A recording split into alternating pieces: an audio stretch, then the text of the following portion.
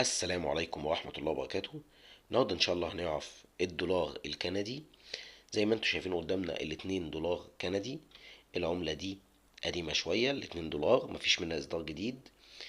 دي ال2000 دولار أو 2 دولار كندي.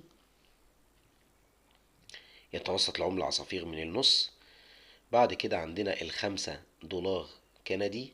الدولار الكندي العملة دي حديثة، إصدار سنة 2020. العملة باللون الأزرق، فيها علامة مائية كبيرة في النص مميزة العملة جدا، وعلامة مائية تاني تحت كلمة كندا على اليمين. طبعا موجود عليها بعض الأشخاص في الفضاء. العملة دي 10 دولار كندي. العملة بالطول باللون البنفسجي، عليها بنت رئيس كندا. ومن الخلف ال10 دولار كندي عليها بيت قديم في كندا باللون البنفسجي. يميز العملة عن غيرها من العملات بالعلامة المائية الكبيرة في وسط العملة.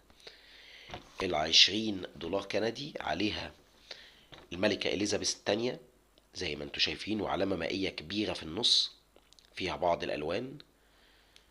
نفس الكلام ال20 دولار كندي عليها الملكة إليزابيث الثانية وبعض الزهور على الوسط. ثم ال50 دولار كندي عليها رئيس دولة كندا حاليا،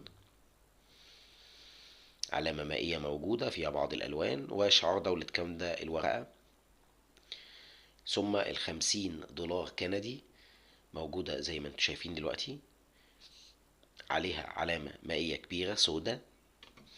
ثم أكبر عملة في دولة كندا هي ال100 دولار كندي باللون الأصفر، مكتوب اهو بنك اوف كندا من ناحيتين وسط العلامة المائية. ثم شخص ينظر في التلسكوب في ظهر عملة ال100 دولار كندي. بكده بنكون أوضحنا لحضراتكم الفيديو.